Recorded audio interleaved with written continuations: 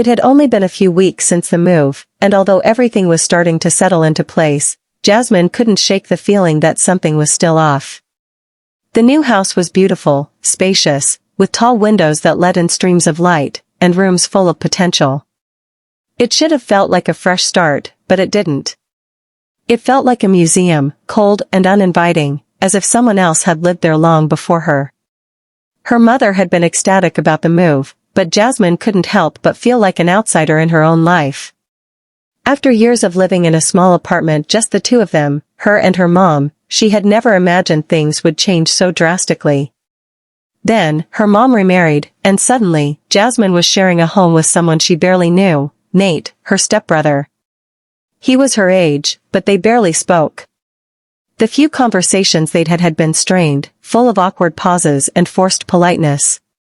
Nate was quiet, too quiet, sometimes. And often seemed lost in his own thoughts. It wasn't that he was unkind.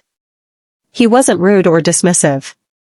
It was just that his presence unsettled her in a way she couldn't explain. Jasmine sat on the edge of her bed, absently running her fingers along the soft fabric of her comforter. Her mother had picked it out, a cheery floral design that clashed with the otherwise neutral room. She had tried to make the place her own, adding little touches here and there, but it still felt foreign.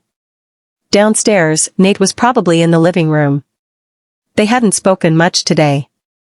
The house was full of quiet spaces, and those spaces felt heavy when she thought about him in them.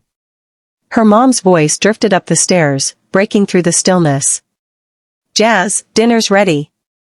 Come down, Nate helped me pick out the recipes for tonight."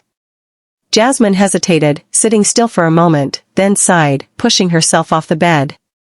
She didn't want to make things harder than they already were. She had to try. Dinner would be awkward, but it was a chance to at least pretend things were fine.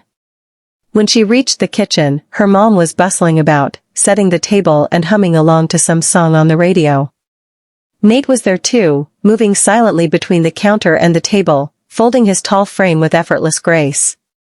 He looked up as she entered, his smile small but warm, almost like he had been expecting her. "Hey," he said, his voice calm and friendly. "You made it." "Yeah," Jasmine said, forcing a smile. "Guess I'm starving." Dinner was light and easy, filled with small talk about the neighborhood, about how they were all adjusting to the new place. It felt forced, like everyone was trying too hard to make it seem like they were all getting along. Jasmine found herself half listening, her eyes occasionally flicking over to Nate. He wasn't looking at her, but every time she glanced his way, it felt like he knew. Like he could sense that she was struggling in a way she